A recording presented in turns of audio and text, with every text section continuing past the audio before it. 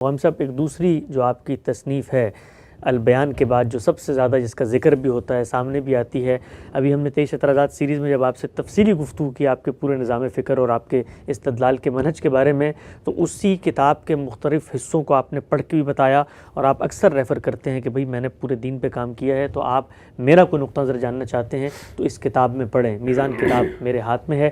ہم سب یہ کتاب کب لکھنے کا ارادہ بنا، کتنا عرصہ اس کو آپ کو لکھنے میں لگا، اور اس کتاب کو لکھنے کا مقصد، ہدف کیا ہے، اس کی آڈینس کون ہے، اور یہ کتاب جو آپ کا اپنا پورا فکری سفر ہے اس کے پس منظر میں آپ اس کو کہاں کھڑا ہوا دیکھتے ہیں؟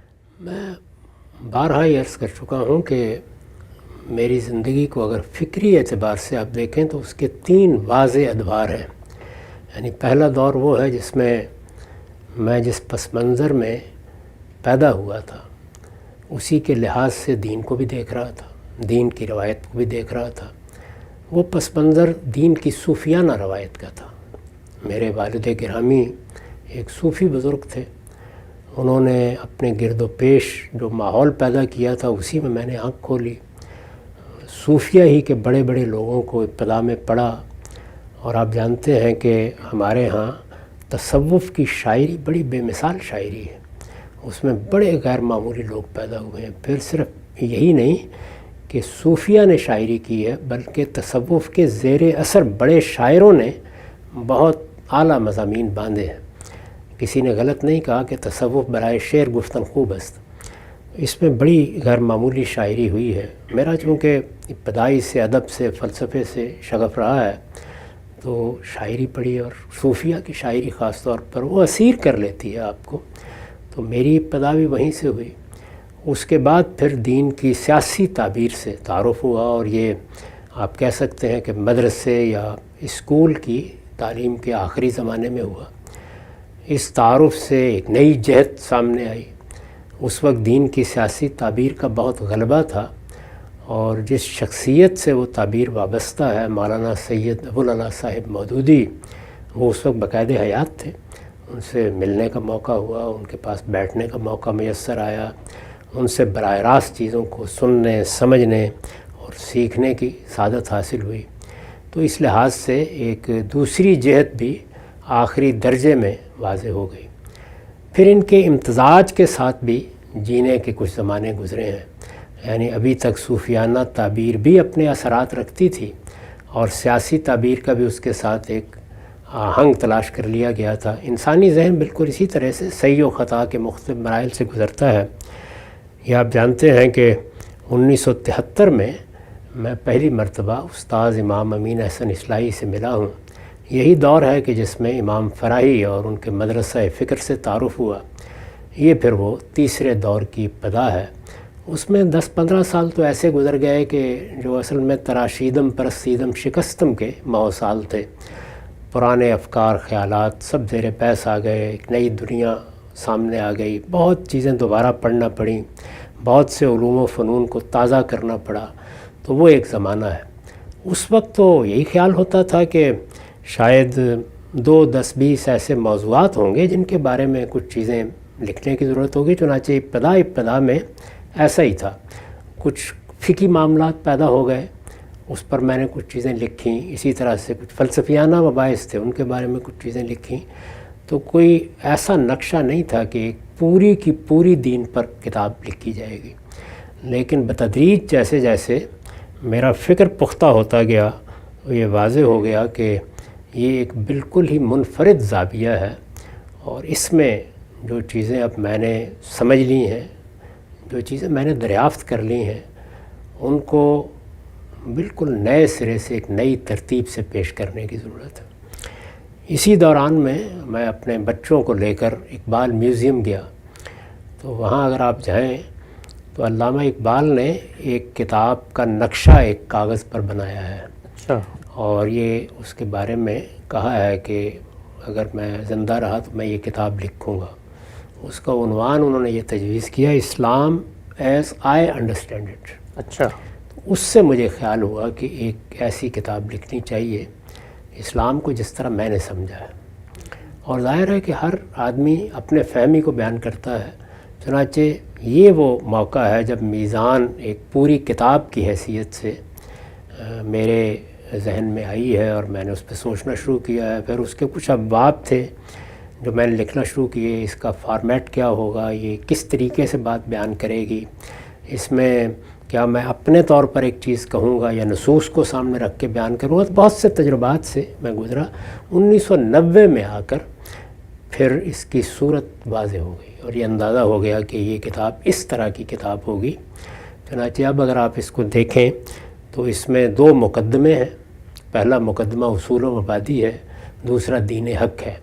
اس کے بعد دین کا پورا کانٹینٹ 2 ابواب میں زیر بحث آیا ہے, الحکمہ اور 2 حصوں میں. اور الکتاب, الحکمہ کا تعلق دین کے فلسفے سے ہے, دین کی اساسات سے ہے, اس میں ایمانیات و اخلاقیات کے باب ہے. اور الکتاب شریعت ہے, قانون ہے. اس میں پھر 10 ابواب ہیں جن میں پورے دین کے احکام کو بیان کر دیا گیا ہے. یعنی اللہ تعالیٰ نے جو شریعت ہمیں دی ہے اس کی شرح و وضاحت کی گئی ہے. تو اس طریقے سے پورا دین جس طرح میں نے سمجھا ہے, ابتدا سے انتہا تک ہر طرح کی آمیزش سے بالکل الگ کر کے میں نے کوشش کی ہے کہ اس کتاب میں بیان کر دوں اور مثبت طریقے سے بیان کروں. جن چیزوں کو میں چھوڑ رہا ہوں یا جن کو میں نے اختیار نہیں کیا یا جن کی آمیزش میں نے ختم کرنے کی صحیح کی ہے, ان پر کوئی تبصرہ کتاب میں نہیں کیا گیا, بلکہ دین کیا ہے, قرآن مجید اس کو کس طرح بیان کرتا ہے, سنت میں وہ کس طرح زیر بحث آتا ہے, کہاں قرآن اصل ہے, کہاں سنت اصل ہے, اور پھر رسالت میں آپ صلی اللہ علیہ وسلم نے اس کے بارے میں اگر کوئی شرح و وضاحت کی ہے, کسی چیز کو سمجھایا ہے, کسی چیز کے اجتہادی اطلاقات کو واضح کیا ہے, تو وہ اس کے اندر آ جائے. انسان ایک عالم کی حیثیت سے آگے جو کچھ فقہ و اجتہاد میں خدمت انجام دیتا ہے, حتی المقدور کوشش کی گئی ہے کہ وہ اس میں زیر بحث نہ آئے. اور اس طرح یہ پورے دین کا جس طرح کہ خدا کے پیغمبروں نے اس دین کو پیش کیا ہے اس کا بیان بن جائے. تو یہ پورے دین کا بیان ہے. میں نے جب یہ کتاب لکھی تو ظاہر ہے کہ یہ ایک علمی کتاب ہے, تو اس کے ساتھ ہی مجھے خیال ہوا کہ اس کا ایک خلاصہ بھی کر دوں. وہ الاسلام کے نام سے ہے, وہ جب آپ پوچھیں گے تو میں اس کا تعارف بھی کرا دوں. اچھا, ہم سے بھی بتائیے گا آخری سوال آج کی نشست کا, کہ جب آپ کے ذہن میں یہ خاکہ بن گئے, اس طرح آپ نے بتایا اقبال میوزیم میں آپ گئے اور پھر یہ ہوا کہ اسرنا مرتب کر کے وہ جو خیالات دریافتیں آپ کے اس کو سامنے شائع کرنا چاہیے ہے, اس پورے مرحلے میں کتنا ٹائم لگا, یعنی اس سلسلے میں کتاب لکھنے سے لے کر پائے تکمیل تک پہنچنے, اور اس کا عہد اندازاً کیا بنتا ہے؟ میں نے عرض کیا کہ 1990 میں یہ پوری طرح واضح ہو گیا تھا کہ کتاب کیا ہے, کہاں سے اس کو شروع کرنا ہے. چنانچہ اگر آپ دیکھیں تو اس کا دیباچہ 1990 ہی کا لکھا ہوا ہے. جی. اس کے بعد میں نے ترتیب سے یہ کتاب نہیں لکھی, اس کے مختلف باب جس طرح تحقیق مکمل ہو رہی تھی اسی طرح لکھے گئے, اور 2007 میں یہ پایا تکمیل کو پہنچی. پہلی بار غالباً 2007 ہی میں شائع ہوا ہے. اب تو اس کے کئی ایڈیشن شائع ہو چکے ہیں, اور ہر ایڈیشن کے موقع پر میں کوشش کرتا ہوں کہ نظر ثانی کروں.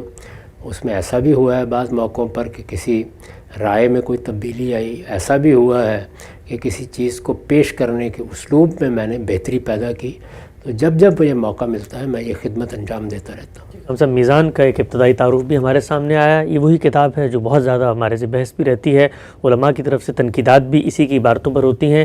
یہ کیسے پڑھنی چاہیے, اس کے مخاطبین کون ہیں, اس میں بات کیسے کی گئی ہے, اور پھر غام صاحب نے جو اس کا خلاصہ لکھا ہے اس میں اور اس میں کیا فرق ہے, تفصیل سے اس تمام موضوع کو ہم زیر بحث لے کے آئیں گے. غامدی صاحب کے تمام لٹریچر کے تعارف کے سلسلے کی گفتگو جاری ہے. غام صاحب, گزشتہ نشست میں میزان کتاب لکھنے کی کیا وجہ بنی, کتاب کا پس منظر کیا ہے, کس عہد میں آپ نے لکھی, کتنا عرصہ لگا, اور کتاب کو خود آپ اپنی پوری لٹریچر کی تاریخ میں کہاں رکھتے ہیں, یہ سب کچھ زیر بحث ہے. میں گفتگو کو آگے بڑھانا چاہتا ہوں اور یہ بھی سمجھنا چاہتا ہوں کہ جو لوگ اس کتاب کو پڑھنا چاہتے ہیں وہ کس طریقے سے اس کو اپروچ کریں. آپ نے ذکر کیا تھا اجمالاً کہ 2 اس کے مقدمات ہیں. ہمارے یہاں بالعموم جب ہم کوئی کتاب پڑھتے ہیں تو مقدمے کو اسکپ کر کے آگے جا رہے ہوتے ہیں, اور تصور یہ ہوتا ہے کہ مقدمے میں تو کتاب کیوں لکھی گئی ہے, کتاب کا پس منظر کیا ہے, اور کتاب میں کیا کچھ زیر بحث ہے, براہ راست کیوں نہ کانٹینٹ کو پڑھ لیا جائے. 2 مقدمات لکھنے کی ضرورت کیوں پیش آئی, دونوں مقدمات میں جوہری لحاظ سے کیا فرق ہے, اور کتاب کا جو آگے کانٹینٹ ہے اس کے مطالعے سے پہلے کیا بطور مصنف آپ یہ ریکمنڈ کرتے ہیں کہ لازماً ان دونوں مقدمات کو تفصیل کے ساتھ سمجھ لیا جائے, پڑھ لیا جائے, اور ان کو نہ پڑھے بغیر آگے کا جو کانٹینٹ سمجھ میں نہیں آ سکتا؟ جتنی باتیں آپ نے بیان کی ہیں وہ میں نے اس کتاب کے یا تو دیباچے میں کہی ہیں یا خاتمے میں لکھی ہیں. یعنی کتاب کی نوعیت کیا ہے، کتاب کے مباحث کس نوعیت کے ہیں، اس میں کیا طریقہ اختیار کیا گیا ہے، بحث و نظر کے اصول کیا ہیں، یہ کس پس منظر کی کتاب ہے، وہ سب چیزیں دیباچے میں ہیں یا خاتمے میں. خاتمہ کافی تفصیل سے لکھا گیا ہے. مقدموں کی نوعیت یہ نہیں ہے، وہ دونوں مقدمے کتاب کے اصل مضمون کا حصہ ہیں.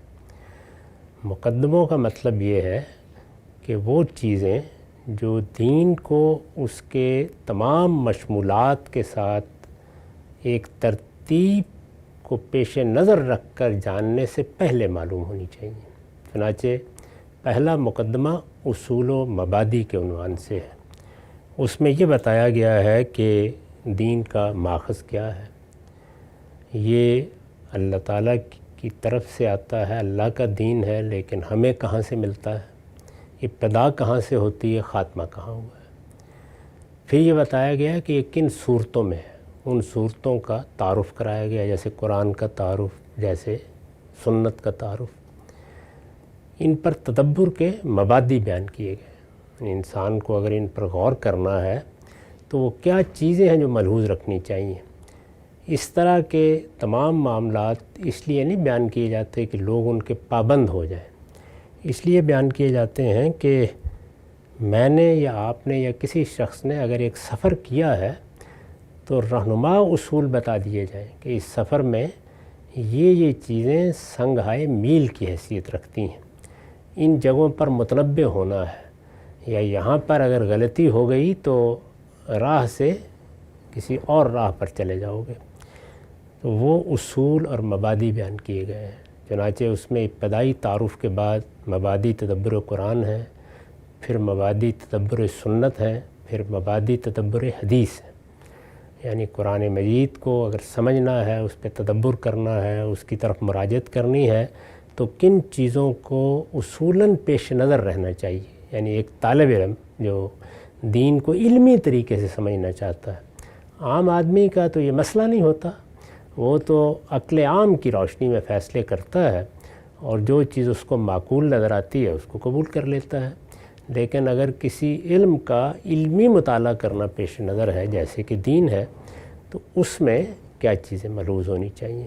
پھر یہی بتایا گیا ہے کہ جب ہم لفظ سنت بولتے ہیں تو اس کا تعارف تو کرا دیا کہ اس سے مراد کیا ہے، لیکن وہ سنت کس طرح سے اخذ کی گئی ہے، اس کی ایک فہرست ابتدا میں دے دی گئی ہے.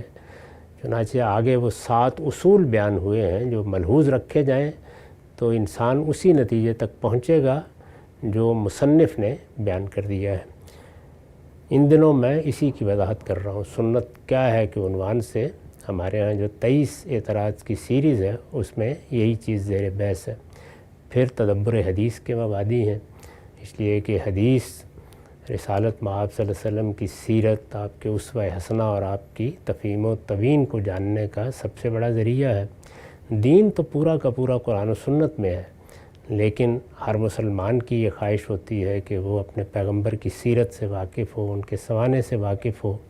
اسی طرح سے انہوں نے جو دین دیا اس پر خود عمل کی کیا صورت اختیار کی یا اس کی کیا کیفیت رہی، اس کو جاننا بھی میری، آپ کی، ہر شخص کی آرزو ہو سکتی ہے. رسالت مآب صلی اللہ علیہ وسلم اپنی پیغمبرانہ حیثیت میں دین دینے کے بعد دین کے سب سے بڑے عالم بھی ہیں اور سب سے پہلے عالم ہیں. تو اس لحاظ سے اگر آپ نے کسی سوال کا جواب دیا ہے، کوئی تفہیم کی ہے، کوئی وضاحت کی ہے، اس کو جاننا ہے. اس کا سارا ذخیرہ ظاہر ہے کہ لوگوں کی روایت سے ملا ہے، اور ایسے ہی ہوتا ہے کیونکہ وہ زمانہ رسالت کی تاریخ ہے. تاریخ لوگوں کی روایتی سے منتقل ہوتی ہے. مورخ لکھے گا تو وہ بھی لوگوں کی روایت کو قلم بند کر دے گا. اس کو پڑھنا ہے، اس کو سمجھنا ہے، اس کے لیے کیا چیزیں ہیں جو ملحوظ رکھنی چاہیے وہ بیان کی گئی. دوسرے مقدمے میں دین کا تعارف کرا دیا گیا ہے، یعنی چند صفحات میں یہ بتا دیا گیا ہے کہ دین کی حقیقت کیا ہے، دین کہاں سے شروع ہوتا ہے، وہ کس طریقے سے، جیسے ایک بیج سے کوئی چیز پھوٹتی ہے تو ایک درخت بنتا ہے، اور وہ کیا مقصد ہے جس کو سامنے رکھ کر یہ دین کی ہدایت دی گئی ہے. یہ سب ایک ایک کر کے اس میں بیان کر دیے گئے ہیں. اس سے ایک جامع تصویر سامنے آ جاتی ہے، پورا دین کیا ہے. اور وہ 10-15 صفحے کے اندر تمام جتنی اصطلاحات ہیں ان میں سے ایک ایک کو انسان جان لیتا ہے، اور بیج سے درخت کے اوپر ثمربار ہونے تک تمام چیزیں سامنے آ جاتی ہیں۔ تو یہ 2 مقدمے ہیں۔ ان مقدموں کو پڑھنے کے بعد پھر 2 حصوں پر مشتمل کتاب شروع ہوتی ہے، ایک الحکمہ، دوسری الکتاب۔ الحکمہ میں ایمان و اخلاق کے مباحث ہیں، اور الکتاب میں پوری شریعت بیان ہوئی ہے۔ تو اس کتاب میں یہ چیز ملحوظ رکھی گئی ہے کہ یہ پورے دین کی کتاب ہے۔ میں نے پچھلی نشست میں بھی عرض کیا تھا کہ اس کا بنیادی تصور وہ ہے کہ اسلام ایز آئی انڈرسٹینڈ اٹ، میں نے جس طرح دین کو سمجھا ہے پورا کا پورا بیان کر دیا ہے۔ البتہ جن چیزوں سے اختلاف کیا ہے وہ زیر بحث نہیں آئی۔ اس وقت میرے عزیز دوست اور نہایت فاضل شخصیت ہے ہمارے ہاں مولانا عمار خان ناصر، وہ اس پر حواشی لکھ رہے ہیں۔ اس میں انہوں نے دوسرے نقطہ نظر جو 12-13 صدیوں میں رہے ہیں ان سب کا بھی خلاصہ بیان کر دیا ہے۔ تو جب وہ شائع ہو جائیں گے تو لوگ میری رائے کو بھی جان لیں گے اور یہ بھی سمجھ لیں گے کہ یہ کس پس منظر میں قائم کی گئی۔ ہم صاحب اس کے بالکل ابتدا میں ایک سٹیٹمنٹ آپ کی جانب سے ہم نے لکھی ہوئی بھی دیکھی اور بالعموم آپ اس کو دہراتے بھی ہیں کہ اس کتاب میں اور بالعموم جو دین آپ نے سمجھا ہے اس میں تاریخ، فلسفہ، کلام، تصوف اس کی آمیزش سے الگ کر کے خالص دین آپ نے بیان کر دیا۔ تو یہ جو کتاب آگے ہم پڑھنا شروع کرتا ہے ایک عام قاری، تو کیا آپ اس کی ڈسٹنکشن کرتے ہیں ہر جگہ بتا کے کہ یہ معاملہ جو ہے تاریخی لحاظ سے سمجھا جا رہا تھا، میں نے اب اس میں یہ رائے دے دی ہے، یہ تصوف کے زیر اثر تھا، یا یہ پازیٹیو پریزنٹیشن ہے، اس میں خود ایک قاری اس پس منظر کو سمجھ کے یہ جاننے کی کوشش کرے گا کہ کیا چیز ہے جس سے آپ نے دین الگ کیا ہے؟ تاریخ کا تو میں نے ذکر بھی نہیں کیا اور کرنا بھی نہیں چاہیے۔ اس کی وجہ یہ ہے کہ خود پیغمبر ایک تاریخی شخصیت ہے، دین خود تاریخی سے منتقل ہو رہا ہے۔ 3 چیزوں کا ذکر کیا ہے، اور وہ یہ ہے کہ ہمارے ہاں دین کے فہم میں جو روایت قائم ہوئی اس میں ایک چیز فلسفہ و کلام ہے، یعنی یونانی فلسفے کے تراجم ہوئے، لوگ ارسطو کے، افلاطون کے فلسفے سے واقف ہوئے۔ اس فلسفے کے بعض مقدمات اس زمانے میں ایسے ہی مانے جاتے تھے جس طرح کہ ہمارے زمانے میں سائنس کی بعض چیزیں ہیں۔ تو لوگوں نے یہ کوشش کی کہ وہ اس فریم میں رکھ کے دین سمجھائیں اپنی ذات میں، یہ بہت اچھی کوشش تھی۔ وہی اصطلاحات، وہی تعبیریں مستعار لے لی گئیں، اور جو منطق یونان سے ملی اس کو سامنے رکھ کر اسی کے سانچے میں ڈھال کر دین کے استدلال کو پیش کیا گیا۔ میں یہ نہیں کہتا کہ یہ کوئی برا کام تھا، دنیا بھر میں اس طرح کی چیزیں ہوتی ہیں، جن لوگوں نے کیا وہ بڑے غیر معمولی لوگ تھے۔ یہ کام بھی انسانی ذہن کیسے سوچتا ہے، وہ کس طریقے سے سانچے بناتا ہے، کس طریقے سے استدلال کرتا ہے، اس کا نمونہ پیش کرتے ہیں۔ پڑھیں اس کو، سمجھیں۔ لیکن قرآن کا اپنا استدلال ہے، اور میرے نزدیک وہی استدلال کا صحیح طریقہ ہے، وہ سادہ اور فطری استدلال ہے۔ اس استدلال ہی کے ذریعے سے دین کا مقدمہ پیش کیا جانا چاہیے۔ تو اس لیے میں نے یہ کہا ہے کہ فلسفہ و کلام کی آمیزش سے اس کتاب کو دور رکھا گیا ہے۔ دوسری چیز تصوف ہے، وہ باہر سے آیا لیکن قبول کر لیا گیا، بلکہ اس کو دین کی حقیقت سمجھا گیا۔ دین میں کیا چیزیں مطلوب ہیں وہ تصوف نے متعین کی، اور بہت بڑے بڑے لوگوں نے ان کا استقبال کیا۔ تو تصوف کی آمیزش سے بھی الگ کر دیا گیا، اس لیے کہ میرے نزدیک یہ 2 الگ الگ نظام فکر ہیں۔ پیغمبروں کا لایا ہوا دین بالکل ایک الگ چیز ہے، اور تصوف انسان کا بنایا ہوا دین ہے۔ ان دونوں میں کوئی پیوند لگایا نہیں جا سکتا، تو اس سے بھی گویا اس کو الگ کر کے پیش کیا گیا ہے تاکہ دین اپنی خالص صورت میں سامنے رہے۔ تیسری چیز فقہ ہے، یعنی فقہ کیا ہے؟ فقہ اصل میں ہمارے علماء کے اجتہادات ہیں۔ ایک تو فقہ النبی ہے، وہ ساری آ گئی ہے کتاب میں، اس لیے کہ اللہ کا پیغمبر جب فقہاً بھی کوئی چیز کہے گا تو اس کو یہی اہمیت ملنی چاہیے۔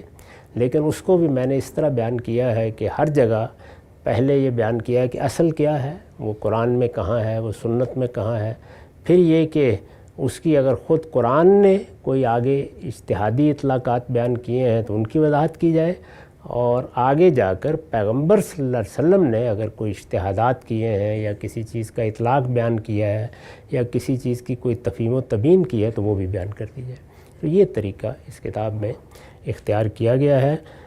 علماء کی فقہ وہ بھی تو آخر اجتہاد کریں گے، اپنی آراء دیں گے، اس کو اس سے بالکل الگ کر دیا گیا ہے۔ تو اس لحاظ سے یہ بات لکھی گئی ہے کہ اس میں فلسفہ و کلام اور فقہ و تصوف کی آمیزش سے الگ کر کے دین کو جیسے کہ وہ قرآن و سنت میں بیان ہوا ہے اسی طرح پیش کیا گیا ہے۔ قرآن و سنت کے بعد اگر کوئی چیز اس میں بار پا سکی ہے تو وہ رسالت مآب صلی اللہ علیہ وسلم کے علم اور فقہ کی اخبار احاد ہے۔ ٹھیک ہے، ہم سب بالکل واضح ہوئی بات، آگے بڑھاتے ہیں۔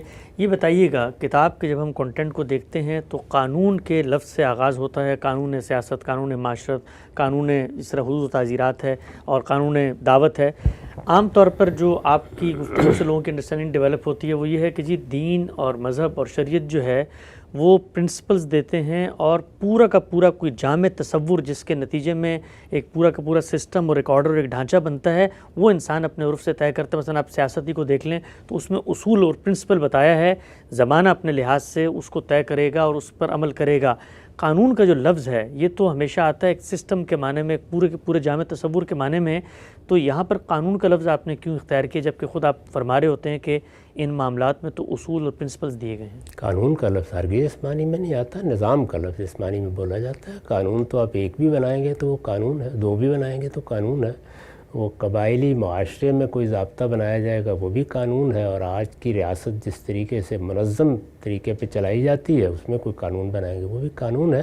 قانون بالکل ٹھیک لفظی ترجمہ ہے شریعت کا، یعنی اللہ تعالیٰ نے خود یہی لفظ استعمال کیا ہے، بلکہ اس سے بھی آگے اس کی مزید وضاحت کرتے ہوئے لفظ الکتاب استعمال کیا ہے۔ عربی زبان میں کتاب کا لفظ اس کتابی کے لیے استعمال نہیں ہوتا، وہ قانون کے لیے بھی استعمال ہوتا ہے۔ یہ بات بھی خود اللہ تعالیٰ نے واضح کر دی ہے کہ میں نے جو دین دیا ہے وہ دو ہی چیزوں پر مشتمل ہے، دو چیزوں کو شامل ہے، وہ دو ہی کا مجموعہ ہے، ایک الحکمہ اور ایک الکتاب۔ الحکمہ یعنی فلسفہ کیا ہے دین کا، دین کی بنیادیں کیا ہیں، اس کی اساس کیا ہے، اس میں ایمانیات زیر بحث ہوتے ہیں اور اخلاق، اور قانون میں کیا ہے شریعت۔ تو یہ میں نے کوئی نیا لفظ نہیں استعمال کیا، بالکل ٹھیک شریعت اور کتاب کا ترجمہ کر دیا۔ نظام کا لفظ البتہ میرے نزدیک بالکل ناموضوع ہے، ہمارے دین نے کوئی نظام نہیں دیا، نہ وہ کوئی نظام حیات ہے، وہ اللہ کا دین ہے۔ اللہ کی خوشنودی حاصل کرنے اور آخرت میں کامیابی کے لیے کیا طریقہ اختیار کرنا ہے وہ دین بیان کرتا ہے۔ اس کے اجزاء دو ہی ہیں، ایک قانون، دوسرے حکمت۔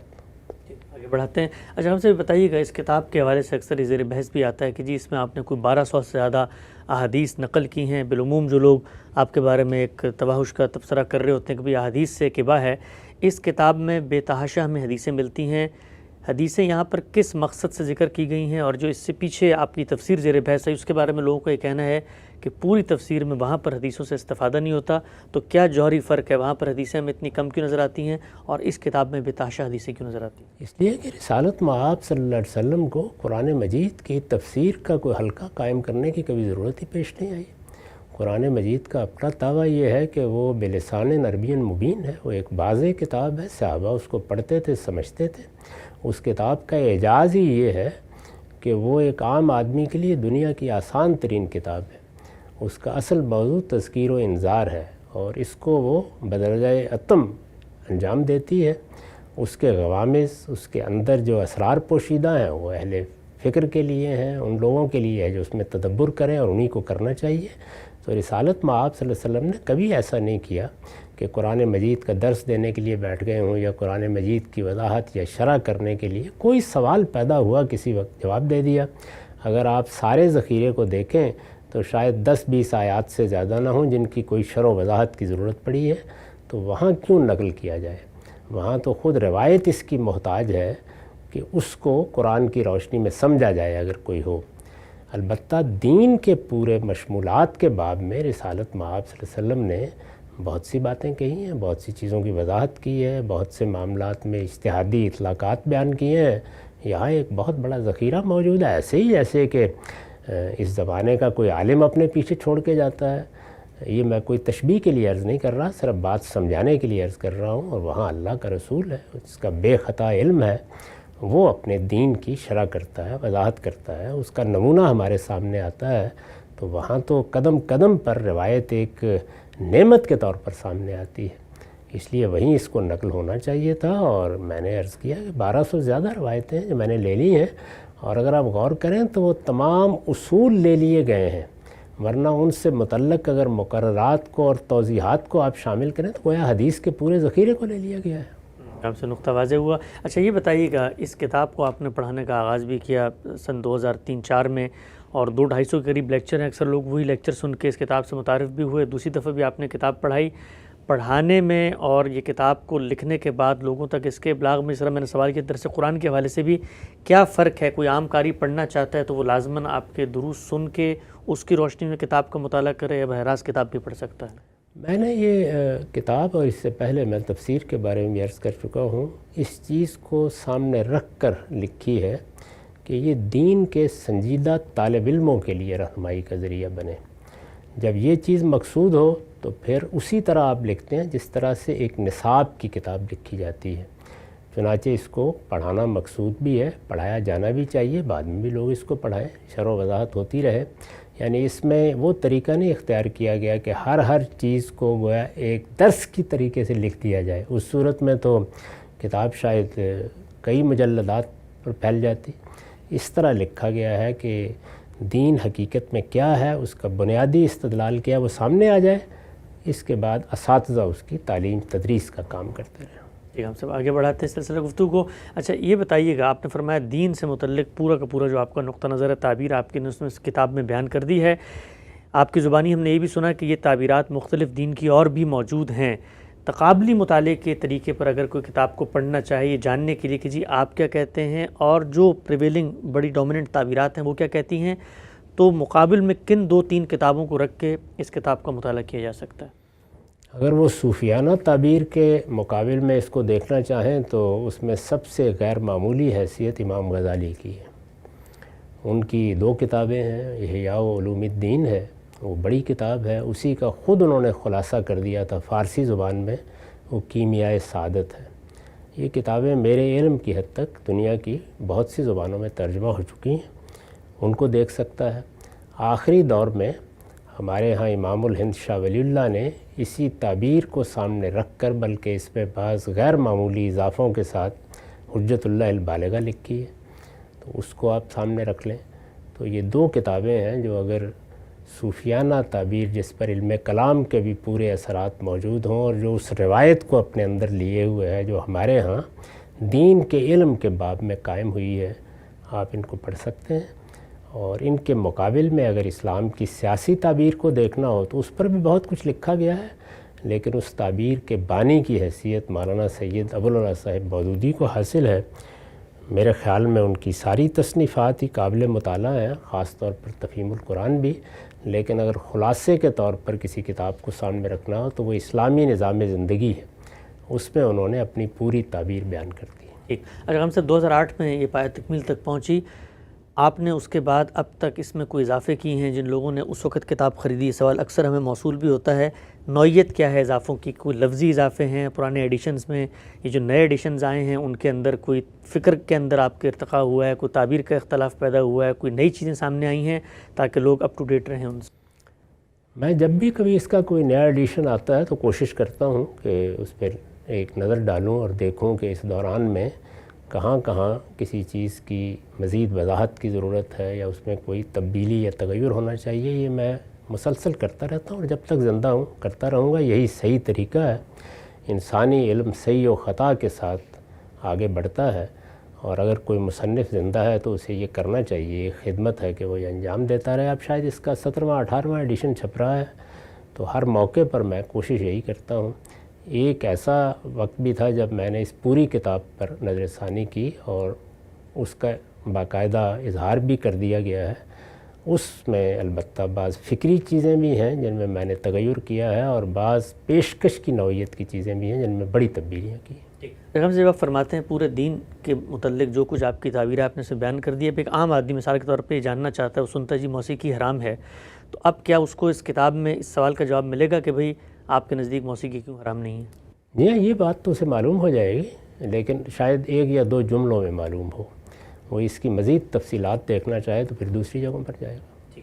آخری سوال غام صاحب آج کی نشست کا، میں یہ بھی پوچھنا چاہتا ہوں، بڑی کتاب ہے، ایک مفصل کتاب ہے، اور عام طور پہ ہمارے ہاں جب دین سے متعلق کوئی مسئلہ پیدا ہوتا ہے تو لوگ اس کو براہ راست پڑھنا چاہتے ہیں، تو یہ جو اس میں اضافہ ہوا ہے آخر میں لوگوں کے بھی علم میں لے آؤں کہ اس میں آخر میں تو ریفرنسز ہیں، کتابیات، اس کے بعد اشاریہ بھی ہے۔